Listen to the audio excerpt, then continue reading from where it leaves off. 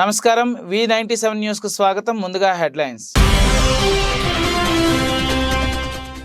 భారత్లో మళ్లీ కరోనా కలకలం. ఆదివారం కొత్తగా వెలుగులోకి వచ్చిన 335 కేసులు. కరోనా బారిన పడి కేరళలో 4, యూపీలో 1 మృతి.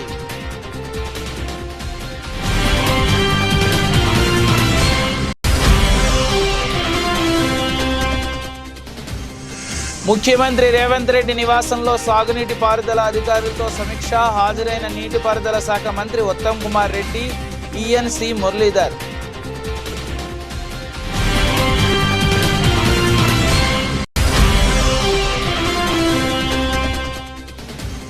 వైసీపీ లీగల్ సెల్ సభ్యుల వల్లనే చంద్రబాబు చేసిన అవినీతి బయటకు వచ్చింది. విజయవాడలో జరిగిన సమావేశంలో ఎమ్మెల్యే వెల్లంపల్లి శ్రీనివాస్ వెల్లడి.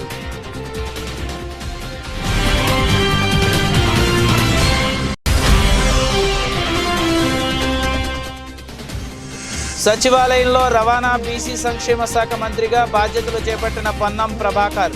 శుభాకాంక్షలు తెలిపిన ఆఫీసర్లు, హాజరైన పలువురు మంత్రులు, ప్రముఖులు.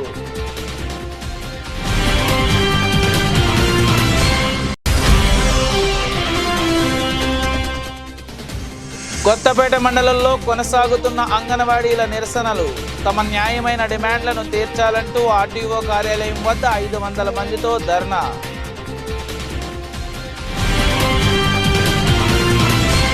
భారత్లో మళ్లీ కరోనా కలకలం మొదలైంది. ఆదివారం దేశవ్యాప్తంగా 335 కొత్త కరోనా కేసులు వెలుగులోకి వచ్చాయి. మరో 5 కరోనాతో మరణించారు. ప్రస్తుతం యాక్టివ్ కేసుల సంఖ్య 1701గా ఉందని కేంద్ర ఆరోగ్య మంత్రిత్వ శాఖ తాజాగా వెల్లడించింది. మృతుల్లో 4 కేరళ వాసులు కాగా, ఉత్తరప్రదేశ్లో 1 వ్యక్తి కరోనాతో కన్నుమూశారు. ప్రభుత్వ లెక్కల ప్రకారం ఇప్పటివరకు దేశంలో మొత్తం 4.50 కరోనా కేసులు వెలుగు చూశాయి. 4.46 కోట్ల మంది కరోనా నుంచి కోలుకున్నారు. దీంతో జాతీయ సగటు రికవరీ రేటు 98.81%గా నమోదైంది. కోవిడ్ మరణాల సంఖ్య 5,33,316గా ఉంది. అంతేకాకుండా ఇప్పటివరకు 220.67 కోట్ల కోవిడ్ టీకా డోసులు పంపిణీ చేశారు. కేరళలో ఇటీవల కొత్త కరోనా సబ్ వేరియంట్ JN1 వెలుగు చూసిన విషయం తెలిసిందే. SARS-CoV-2 జీనోమిక్స్ కర్షణ జరుపుతున్న అధ్యయనంలో ఈ విషయం వెలుగులోకి వచ్చింది. కన్సిజియం జరిపిన జీనోవర్ పరీక్షల్లో 79 ఏళ్ల మహిళ JN1 సబ్ వేరియంట్ బారిన పడ్డట్టు తెలిసింది.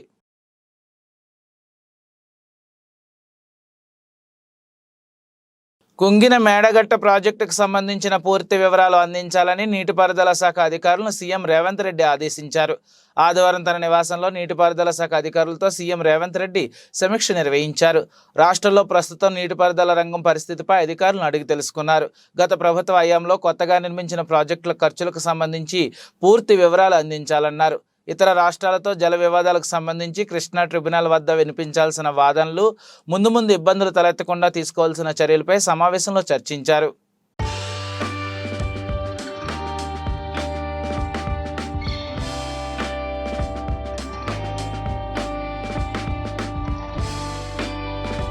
రాష్ట్ర ప్రజల సంక్షేమమే లక్ష్యంగా ముఖ్యమంత్రి వైఎస్ జగన్మోహన్ రెడ్డి విశేష కృషి చేస్తున్నారని, అందువలన మరోసారి ముఖ్యమంత్రిగా జగనన్నను ఆశీర్వదించాలని రాష్ట్ర housing corporation chairman, Peddapuram YSRCP నియోజకవర్గ ఇన్ఛార్జ్ దౌలూరి దొరబాబు పిలుపునిచ్చారు. ఆదివారం రాత్రి సామర్లకోట మండలం వెంకటకృష్ణ రాయపురంలో జరిగిన వైఎస్ఆర్సీపీలోని 100 మందిని టీడీపీ జనసేన నాయకులు చేరిక కార్యక్రమం ఘనంగా నిర్వహించారు. ఈ సందర్భంగా జరిగిన బహిరంగ సభకు వైసీపీ జిల్లా కార్యదర్శి తలారి దొరబాబు అధ్యక్షత వహించారు. ముఖ్య అతిథిగా పాల్గొన్న దౌలూరి దొరబాబు మాట్లాడుతూ, పార్టీల తారతమ్యం లేకుండా రాష్ట్రంలో ప్రతి కుటుంబానికి వైఎస్ఆర్సీపీ ప్రభుత్వంలో సంక్షేమ పథకాలు అందించిన ఘనత రాష్ట్ర ముఖ్యమంత్రి వైఎస్ జగన్మోహన్ రెడ్డికి దక్కుతుందన్నారు. 2019 ముందు రాజకీయం ఎట్లా ఉండేది?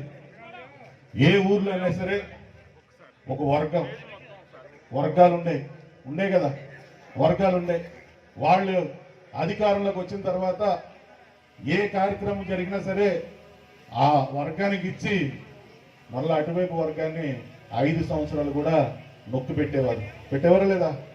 మళ్ళా వీళ్ళు 5 సంవత్సరాలు వచ్చిన తర్వాత వీళ్ళు గెలిచినప్పుడు మళ్ళీ ఆ వర్గానికి ఏ పథకం అందజేయకుండా ఈ వర్గాల పోరు జరిగాయి.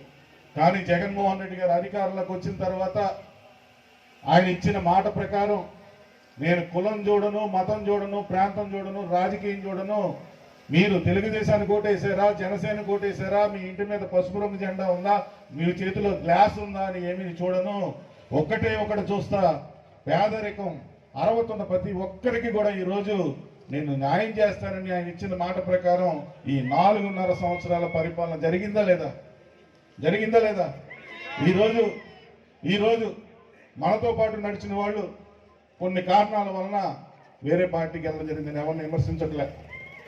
నాతో ఉన్నప్పుడు నేను మంచిగానే చూసా. నేను ఎవరికి అన్యాయం చేసేవాడిని కాదు. 50 ఏళ్లకు పైగా తమ కుటుంబాన్ని ఆదరిస్తున్న ఆందోళన నియోజకవర్గ ప్రజలకు రుణపడి ఉంటానని రాష్ట్ర వైద్య ఆరోగ్య శాఖ మంత్రి దామోదర రాజనరసింహ అన్నారు. ఆందోళన జోగిపేట మున్సిపాలిటీ పరిధిలోని మిహిరా హోమ్స్ అపార్ట్మెంట్స్ భవన నిర్మాణ పనులను ఆయన శంకుస్థాపన చేశారు. అనంతరం ఆయన మాట్లాడుతూ ఆందోళన ప్రజలు తనను 4 సార్లు ఎమ్మెల్యేగా గెలిపించారని 3 సార్లు మంత్రిగా పనిచేసే అవకాశం లభించిందని పేర్కొన్నారు.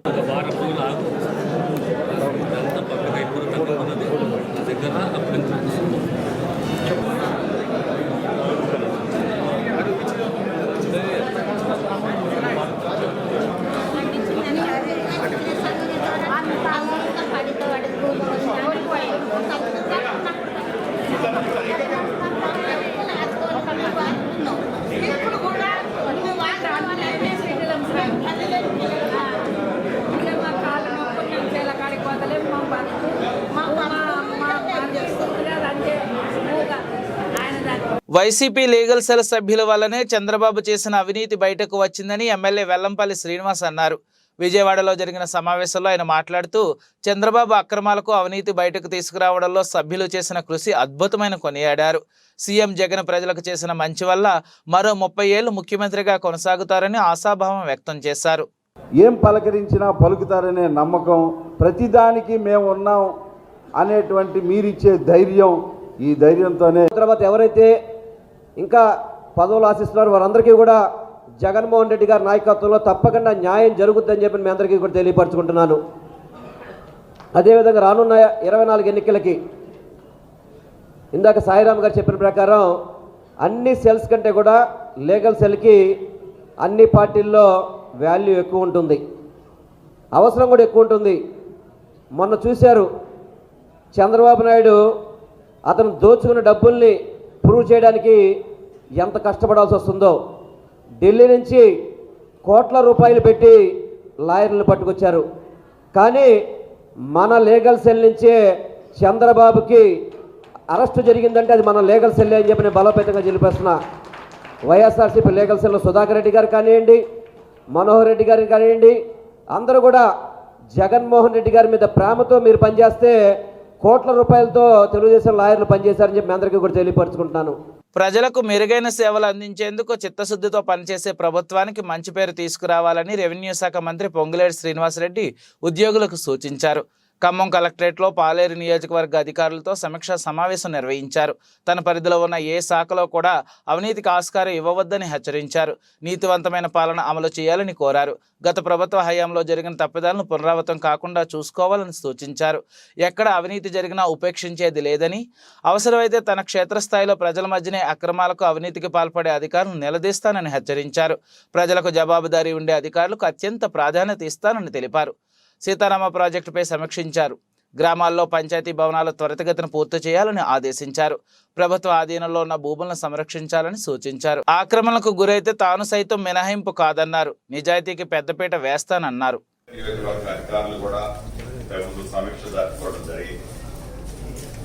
ఈ సమీక్షలో గత ప్రభుత్వం ఏం తప్పులు చేసింది, గత ప్రభుత్వం చేసిన తప్పుల్లో భాగస్వాములు ఎవరు, గత ప్రభుత్వం చేసిన తప్పులకు సహకరించిన అధికారులు ఎవరు, వారి మీద ఏ రకమైన కక్షపూరితమైన చర్యలు చేపట్టడానికి సమీక్ష జరపలేదు. ఆనాడు ప్రభుత్వం ప్రజలను విస్మరించి ప్రజలకు చేసిన వాగ్దానాలే కాకుండా ప్రజలతో వాళ్ళకున్న లింక్ ఎలా అయితే డిస్కనెక్ట్ అయిందో అనేక ఆశలతో అనేక ఆలోచనలతో ఈ ఆశలు ఆలోచనలు పూర్తి కావాలంటే ఒక ఇందిరమ్మ రాజ్యంలోనే సాధ్యపడుతుంది అని నమ్మి కాంగ్రెస్ ప్రభుత్వం ఏదైతే 6 గ్యారంటీలు ప్రకటించిందో ఈ 6 గ్యారంటీలు సామాన్య ప్రజల ఇంటి చెంతకి చేరతాయని నమ్మి సార్వత్రిక ఎన్నికల్లో కాంగ్రెస్ పార్టీని, ఇందిరమ్మ రాజ్యాన్ని తెలంగాణ రాష్ట్రంలో యావత్తు తెలంగాణ ప్రజలు తెలుసుకున్నారు. వాటిలో భాగంగా నా నియోజకవర్గమైన పాలేరు నియోజకవర్గ ప్రజలు వచ్చే క్రిస్మస్ సంక్రాంతి పండుగ ముసుగులో కోడి పందాలు పేకాట నిర్వహిస్తే కఠిన చర్యలు తీసుకోవడం జరుగుతుందని నూజివీడు రూరల్ సీఏ బాల సురేష్ హెచ్చరించారు. నూజివీడులో ఆయన సోమవారం మీడియాతో మాట్లాడారు. కోడి పందాల నిర్వహణకు కోడికత్తులు తయారీ కట్టే వారిపై కేసులు నమోదు చేయడం జరుగుతుందని ఆయన అన్నారు. నూజివీడు సర్కిల్ పరిధిలోని మండలాల్లో ప్రజలు జోద క్రీడలపై సమాచారం అందించాలని ఆయన కోరారు. అందరికీ క్రిస్మస్ మరియు సంక్రాంతి శుభాకాంక్షలు తెలియజేసుకుంటున్నాను రాబోయే పండుగల సందర్భంగా. అదేవిధంగా ఈ యొక్క నూజివీడు రూరల్ పరిధిలోని 4 పోలీస్ స్టేషన్లకు సంబంధించి ఆగిరిపల్లి, నూజివీడు రూరల్, ముసునూరు, అదేవిధంగా చాట్రాయి, ఈ 4 పోలీస్ స్టేషన్ల పరిధిలో ప్రజానీకానికి తెలియజేసేది ఏంటంటే, ఈ పండగ ముసుగులో ఈ కోడి పందాలు కానీ అదేవిధంగా పేకాట్లు కానీ ఇటువంటి ఆడితే కంపల్సరీ కఠిన చర్యలు తీసుకుంటాము. కాబట్టి ప్రతి ఒక్కరూ కూడా ఏదైనా మీ ఏరియాలో కోడిపందాలు కానీ పేకాట్లు కానీ ఈ పండగల ముసుగులో జరిగితే కంపల్సరీ మాకు ఇన్ఫర్మేషన్ ఇవ్వాల్సిన కోరుచున్నాము.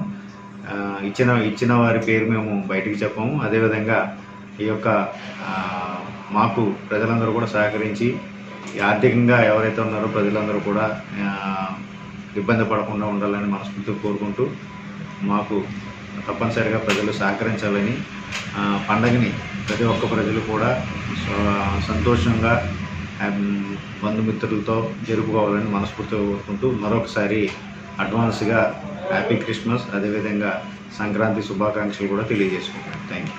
అంతేకాకుండా గౌరవనీయులు మన ఏలూరు జిల్లా ఎస్పీ గారి ఉత్తర్వుల మేరకు ఎవరైనా ఈ పండగ సందర్భంగా సంక్రాంతి సచివాలయంలో రాష్ట్ర రవాణా బీసీ సంక్షేమ శాఖ మంత్రిగా పొన్నం ప్రభాకర్ గౌడ్ బాధ్యతల స్వీకరణ, వేద పండితుల ప్రత్యేక పూజలు, పొన్నం ప్రభాకర్ గౌడ్ దంపతులకు వేద పండితుల ఆశీర్వాదం, తర్వాత మంత్రిగా బాధ్యతలు, శుభాకాంక్షలు తెలిపిన ఆఫీసర్లు, హాజరైన పలువురు మంత్రులు, ప్రముఖులు.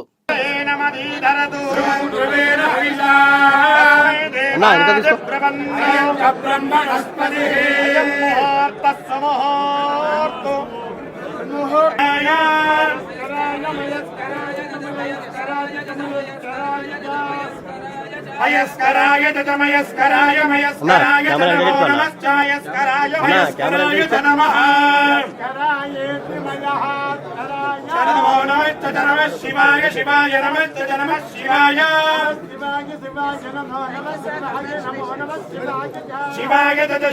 శివాయ శివధరాయ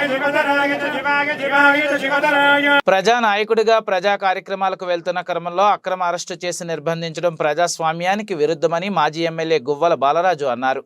నాగల్ కర్నూలు జిల్లా వెల్లంగి పోలీస్ స్టేషన్ ముందు ఉద్రిక్తత నెలకొంది. తన సొంత నియోజకవర్గం అచ్చంపేట టెంపుల్కు వెళ్తున్న మాజీ ఎమ్మెల్యే గువ్వల బాలరాజు దంపతులను వెల్లంగి పోలీసులు అక్రమంగా అరెస్టు చేసి నిర్బంధించారు. విషయం తెలుసుకున్న బీఆర్ఎస్ శ్రేణులు పెద్ద ఎత్తున పోలీస్ స్టేషన్కు వచ్చి అక్రమ అరెస్టుకు నిరసనగా ధర్నా చేశారు.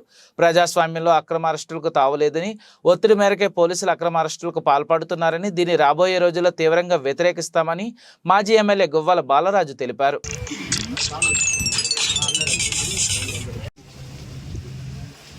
గెలిచిన పార్టీ ప్రభుత్వంలోకి వచ్చిన తర్వాత ప్రజలకు ఇచ్చినటువంటి హామీలను నెరవేర్చే విషయంలో దృష్టి కేంద్రీకరించాలి తప్ప వ్యక్తిగతమైనటువంటి జీవితానికి భంగం వాటిల్లే విధంగా, ప్రజాస్వామ్యాన్ని కూనీ చేసే విధంగా ప్రజానాయకులమైన మమ్మల్ని నిర్బంధించి పాలన కొనసాగించాలనే ప్రయత్నం వాళ్ళు ఏదైతే చేస్తూ ఉన్నారో దీన్ని మేము పూర్తిగా ఖండిస్తూ ఉన్నాం. ప్రత్యేకించి నా నియోజకవర్గం అచ్చంపేట నియోజకవర్గం లింగాల మండలం అంబటిపల్లి గ్రామంలో గుడి ప్రారంభోత్సవ కార్యక్రమానికి నేను నా సతీమణితో సహా కలిసి వెళ్తున్నటువంటి సందర్భంలో మధ్యలోనే పోలీసు వారు మమ్మల్ని వెల్దండ పోలీస్ స్టేషన్లో అరెస్ట్ చేసి ఉంచడం అనేది నిజంగా బాధాకరం, శోచనీయం. దీన్ని తీవ్రంగా ఖండిస్తూనే ఈ సందర్భంగా రాష్ట్ర ప్రభుత్వం ఏర్పాటు చేసిన 56 కార్పొరేషన్లకు నిధులు మంజూరు చేయాలని బీజేపీ నాయకులు డిమాండ్ చేశారు. సోమవారం చిత్తూరు జిల్లా కలెక్టర్ కార్యాలయం వద్ద నిరసన కార్యక్రమాన్ని చేపట్టారు. ఈ సందర్భంగా బీజేపీ జిల్లా నాయకుడు జగదీశ్వర్ నాయుడు మాట్లాడుతూ వైసీపీ నాయకులకు కార్పొరేట్ పదవులు అందించాలనే ఉద్దేశంతో 56 కార్పొరేషన్లు ఏర్పాటు చేశారు కానీ బీసీలపై చిత్తశుద్ధి కాదని విమర్శించారు. ప్రభుత్వానికి చిత్తశుద్ధి ఉంటే వెంటనే ఏర్పాటు చేసిన 56 బీసీ కార్పొరేషన్లకు నిధులు విడుదల చేయాలని డిమాండ్ చేశారు. ఈరోజు రాష్ట్ర పార్టీ ఆదేశాల మేరకు రాష్ట్ర ప్రభుత్వం 56 బీసీ కార్పొరేషన్లు విధించి వాటికి నిధులు విధులు సమకూర్చకుండా బీసీలను మోసం చేసిందని ఈరోజు కలెక్టరేట్ దగ్గర ధర్నా చేసి రాష్ట్ర వ్యాప్తంగా అన్ని జిల్లాల్లోనూ కలెక్టర్ గారికి వినతి పత్రం అందజేయడం జరుగుతోంది. రాష్ట్ర ప్రభుత్వం ఏ విధంగా తయారైందంటే మేము అన్ని కులాలకు అన్ని వర్గాలకు రాష్ట్రంలో సమన్యాయం చేశాం, సామాజిక సాధికారత సాధించామని గొప్పలు చెప్పుకుంటున్నారు. కానీ అధికారంలోకి వచ్చిన వెంటనే బీసీలకు 56 కార్పొరేషన్లు మేము ఏర్పాటు చేశాం, ప్రతి కులానికి ఒక కార్పొరేషన్ ఇచ్చామని చెప్పి ఆర్భాటంగా వాటికి చైర్మన్లను ప్రకటించిన ఈ రాష్ట్ర ముఖ్యమంత్రి వాళ్ళ వైసీపీ కార్యకర్తలకు నిరుద్యోగం సమస్య తీర్చడానికి ఈ పదవులు సృష్టించారే కానీ నిజంగా మీరు బీసీల కోసమే వీటిని స్థాపించింటే ఏర్పాటు చేసింటే వాటికి ఇంతవరకు ఏర్పాటు చేసి 4 సంవత్సరాలు అవుతున్నది, ఇప్పటి వరకు కూడా పైసా నిధులు వాటికి విడుదల చేయలేని. ఆడపిల్లల చదువు సమాజానికి వెలుగు అని డిఎల్ఎస్ఏ కార్యదర్శి senior civil judge Karun Kumar తెలిపారు. సోమవారం గుడిపాల మండల చిల్లపల్లి వద్ద ఉన్న సిఎంసి మెడికల్ కళాశాలలో మైనార్టీ హక్కుల దినోత్సవం నిర్వహించారు. ఈ సందర్భంగా ముఖ్య అతిథిగా పాల్గొన్న ఆయన మాట్లాడుతూ ఆడపిల్లను ఉన్నత చదువులు చదివించాలన్నారు. భారత రాజ్యాంగంలో మైనార్టీల కోసం ఎన్నో హక్కులు చట్టాలు పొందపరచబడి ఉన్నాయని, ప్రతి ఒక్క ముస్లిం మైనార్టీ యువతీ యువకులు ఉన్నత చదువులు చదువుకోవడానికి, ఉద్యోగ అవకాశాలు పొందడానికి, ఉపాధి కల్పన పొందడానికి ప్రభుత్వాలు వెలుసులుబాట్లు కల్పించిందని సద్వినియోగం చేసుకోవాలన్నారు. 10వ క్లాస్ వచ్చేటప్పటికి ఆ యొక్క అమ్మాయిని స్కూల్ నుంచి కాలేజీకి పంపించడానికి చాలామంది ఇష్టపడతారు. ఇది చాలా విచారకరమైనటువంటి విషయం. అంటే భారత రాజ్యాంగం కల్పిస్తున్నటువంటి ఆ ప్రాథమిక హక్కు ఏంటి? మనం విద్యను అందించడం. ఆ విద్యను ఇవ్వడానికి అంటే చాలా వాళ్ళు ఆలోచిస్తున్నారు. అంటే తొందరగా మెజారిటీలోకి వచ్చిందా అమ్మాయికి పెళ్లి చేసేద్దామా, మనకెందుకు ఇలా, అంటే మన బాధ్యత వదిలిపోతుంది కదా అన్న విషయాన్ని నేను మత పెద్దలు ఆలోచిస్తున్నాను. నేను రిక్వెస్ట్ చేసేది వాళ్ళందరినీ సవినయంగా నేను కోరేది, ముస్లిం యువతీ యువకుల్ని బాగా చదివించండి. ముస్లిం ఆఫ్ఘనిస్తాన్ అమ్మాయికి నోబెల్ ప్రైజ్ వచ్చింది చాలా చిన్న వయసులోనే. అంటే వాళ్ళ తల్లిదండ్రులు ఆ విధంగా ప్రోత్సహించారు. నోబెల్ ప్రైజ్ రావడం అంటే అంత చిన్న విషయమే కాదు. కాబట్టి నేను కోరేది ఏంటంటే మీ అందరూ కూడా మన హక్కుల్ని రక్షించుకోవాలి. మైనారిటీ హక్కులు అంటే ఖచ్చితంగా మీలో మీకు ముందు యూనిటీ ఉండాలి, ఐకమత్యం ఉండాలి. యూనిటీ లేనిదే ఏమీ జరగదు. కాబట్టి ప్రత్తిపాడు నియోజకవర్గం వట్టి చెరుకూరు మండలం గారపాడు గ్రామంలో దళితవాడపై వైసీపీ నాయకులు మూకమ్మడి దాడి చేయడమేనని తెలుగుదేశం పార్టీ ప్రత్తిపాడు నియోజకవర్గ ఇన్ఛార్జ్ బి రామాంజనేయులు ఆరోపించారు. ఆ గ్రామంలోని దళితవాడలను పరిశీలించి ఎవరైతే బాధితులు ఉన్నారో వారిని పరామర్శించారు.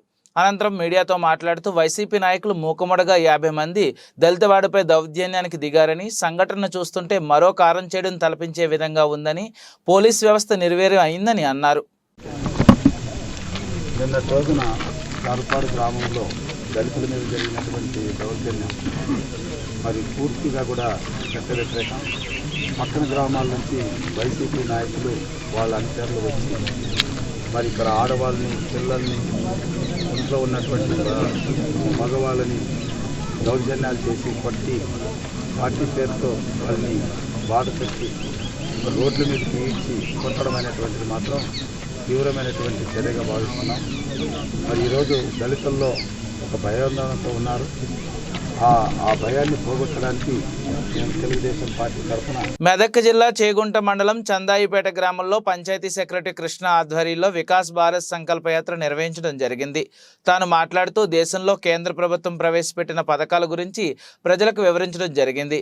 ఈ కార్యక్రమంలో మండల అధికారులు అయినటువంటి ఎస్బీఐ బ్యాంక్ సిబ్బంది, మత్స్యశాఖ అధికారులు, వెటర్నరీ అధికారులు, ఆరోగ్య శాఖ అధికారులు, వ్యవసాయ శాఖ అధికారులు, ఉపాధి హామీ అధికారులు, ఐకేపీ సిబ్బంది, ప్రజలు తదితరులు పాల్గొన్నారు.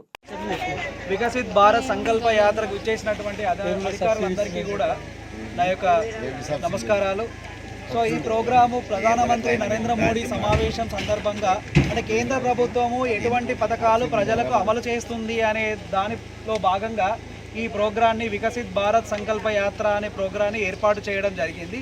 సో దీనిలో భాగంగా ఇది గ్రామ పంచాయతీకి వచ్చేసరికి ఈ ఉపాధి హామీ పథకం ఉంది కదా, ఈ ఉపాధి హామీ పథకము అనేటువంటిది సో కేంద్ర ప్రభుత్వం ప్రవేశపెట్టినటువంటి పథకము. సో దానిలో భాగంగా సో మీరందరూ కూడా పని చేయడము అనేటువంటిది జరుగుతుంది. సో దాంట్లోనే ప్రతి ఒక్కరు కూడా ఒక 2 పథకాలు ఉన్నాయి, బ్యాంక్ వాళ్ళు కూడా చెప్పారు. సో అదేంటి అంటే ప్రధానమంత్రి జీవన్ బీమా యోజన పథకం. ఆ పథకము సంవత్సరానికి 20 రూపాయలు. ఆ 20 రూపాయలు కాస్త మనం చేసుకుంటే సో ఏదన్నా యాక్సిడెంటల్ కాకుండా మామూలుగా ఎటువంటి యాదాద్రి భువనగిరి జిల్లా బొమ్మల రామారం మండలం చీకటి మామిడి గ్రామంలో పీవీఆర్ స్మార్ట్ ఫార్మసీ ప్రభుత్వ విప్ ఆలేరు ఎమ్మెల్యే బిల్ల ఐరే ప్రారంభించారు. అనంతరం పితాహి ఏటీఎం సెంటర్ని రిబ్బన్ కట్ చేసి ప్రారంభించారు. ఈ సందర్భంగా ఫార్మసీ యజమానులు బేర్ల ఐలేని సాల్వా కప్పి సన్మానించారు. ఈ కార్యక్రమంలో కాంగ్రెస్ పార్టీ శ్రేణులు తదితరులు పాల్గొన్నారు.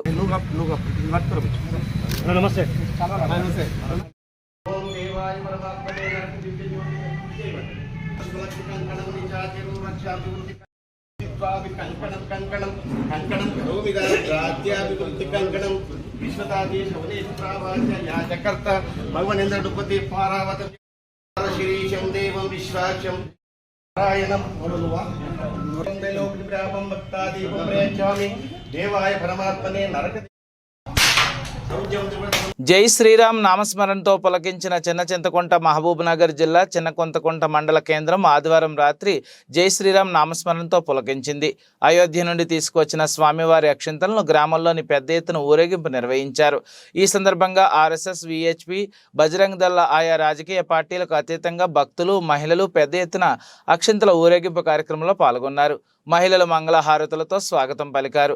అడుగడుగునా జై శ్రీరామ్ నామస్మరణతో మండల కేంద్రంలోని జై శ్రీరామ్ నామంతో పులకించింది. స్వామివారి అక్షింతలను ఊరేగింపుగా ఆంజనేయ స్వామి వారి దేవాలయంలో ఉంచారు. భక్తులు దర్శించుకుని తరించారు. అయోధ్య శ్రీరాముల వారి యొక్క అక్షంతలు అయోధ్య నుండి పాలమూరు జిల్లాకు రావడము, అక్కడి నుంచి ప్రతి మండలం వారీగా అందరికీ వితరణ చేసినట్లే మన మండలం కూడా వితరణ చేసినటువంటి అక్షంతలు, శ్రీరాముల వారి అక్షంతలు తీసుకొని మన ఊరికి మొత్తం మండలం యొక్క గ్రామాలకు సంబంధించినటువంటి మొత్తం అక్షంతలు కూడా మనం తేవడం జరిగింది.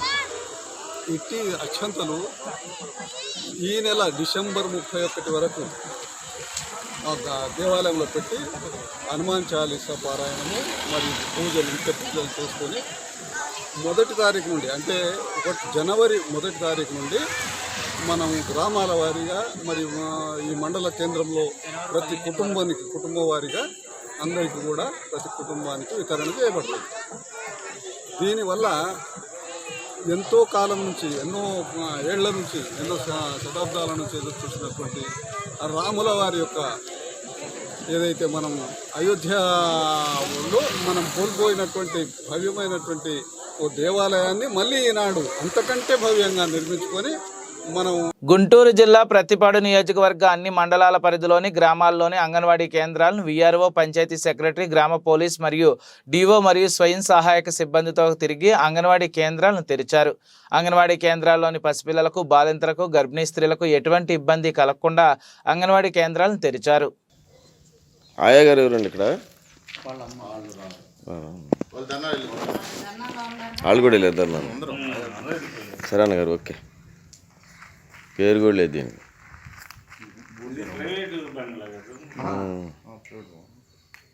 సూపర్వైజర్ని ఇక్కడ ఏంటంటే మేము కలెక్టర్ గారి ఆదేశాల మేరకు anganwadi workers and teachers, helpers కూడాను ధర్నా కార్యక్రమాలు 12వ తారీఖు నుంచి వాళ్ళు ధర్నా కార్యక్రమం చేస్తున్నారు. ఆ కార్యక్రమంలో ఏంటంటే స్కూలు లాక్లు వేసి వాళ్ళు వెళ్ళిపోయి ఉన్నారు. ఇక్కడ రేషన్ అది ఉంటుంది కాబట్టి అది సెకండ్ ఫేజ్ రేషన్ సెంటర్కి వస్తుంది. ప్లస్ మళ్ళీ ఏంటంటే ఇక్కడ 3 to 6 పిల్లలకి ప్రీ స్కూల్ కూడా నడపబడుతుంది.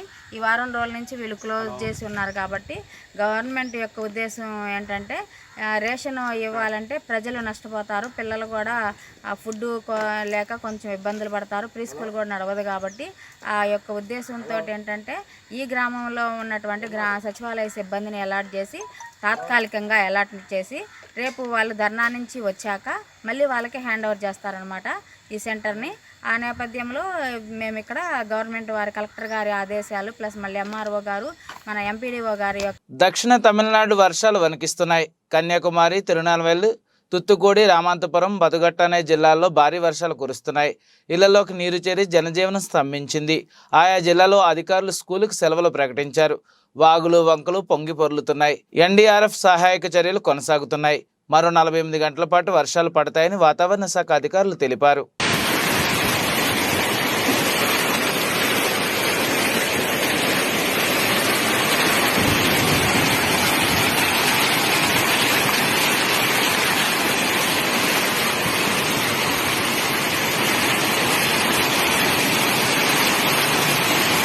సిఎంఆర్ షాపింగ్ మాల్ 29వ బ్రాంచ్ కాకినాడ జిల్లా తునిలో ఘనంగా ప్రారంభించారు.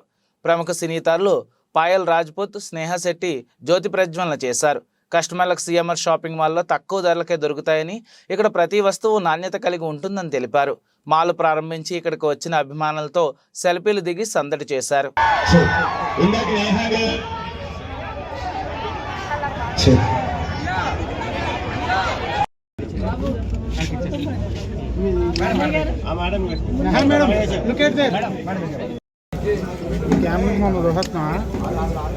అందరికీ నమస్కారం. Hello Tuni media for coming here and joining us. Can I have little silence guys?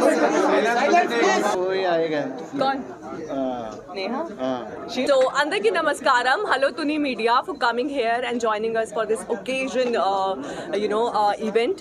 So ఇక్కడికి వచ్చినందుకు నేను చాలా చాలా హ్యాపీగా ఉన్నాను. వచ్చినందుకు థ్యాంక్ యూ, నన్ను ఇక్కడ పిలిచినందుకు థ్యాంక్ యూ.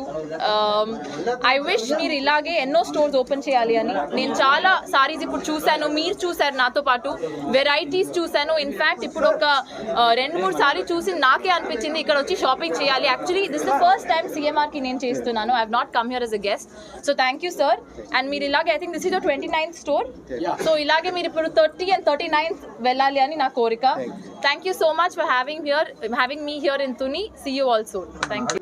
29వ బ్రాంచ్ అండి. యాక్చువల్గా మేము ఇయర్స్ నుండి తునిలో మాది 29వ బ్రాంచ్. మేము ఆంధ్రప్రదేశ్ అలాగే తెలంగాణ అలాగే అన్ని చోట్ల మా బ్రాంచెస్ ఉన్నాయి. ఇక్కడ మాది 29వ బ్రాంచ్. మేము రాజమండ్రి నుండి మా ప్రయాణం కొనసాగింది. వైజాగ్, హైదరాబాద్, విజయవాడ అన్ని చోట్ల మా బ్రాంచ్లు ఉన్నాయి. ఏంటంటే మాది మొత్తం బల్క్ పర్చేజింగ్ ఉంటుంది, అంతా సబ్ హోల్సేల్, అన్ని మిల్ డైరెక్ట్ ఉంటాయి కాబట్టి మార్కెట్ కన్నా అతి తక్కువ ధరల్లో ప్రజలందరూ ఎంత. అలాగే మేము ప్రత్యేక డిజైన్స్. బులెటిన్ ముగించే ముందు ముఖ్యాంశాలు మరోసారి. భారత్లో మళ్లీ కరోనా కలకలం. ఆదివారం కొత్తగా వెలుగులోకి వచ్చిన 335 కేసులు. కరోనా బారిన పడి కేరళలో 4, యూపీలో 1 మృతి.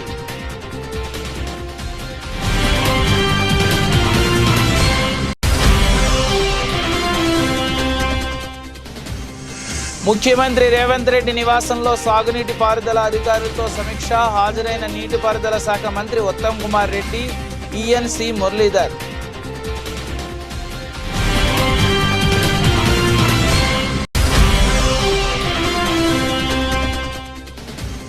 వైసీపీ లీగల్ సెల్ సభ్యుల వల్లనే చంద్రబాబు చేసిన అవినీతి బయటకు వచ్చింది. విజయవాడలో జరిగిన సమావేశంలో ఎమ్మెల్యే వెల్లంపల్లి శ్రీనివాస్ వెల్లడి.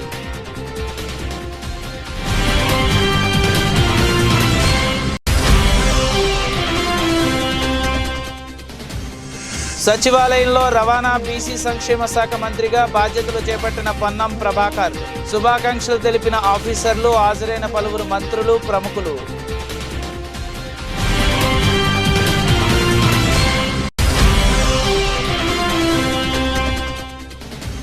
కొత్తపేట మండలంలో కొనసాగుతున్న అంగన్వాడీల నిరసనలు.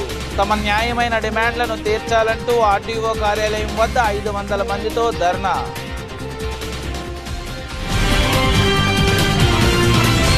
ఈ బులెటిన్ ఇంతటితో సమాప్తం. తిరిగి మరిన్ని వార్తా విశేషాల కోసం చూస్తూనే ఉండండి.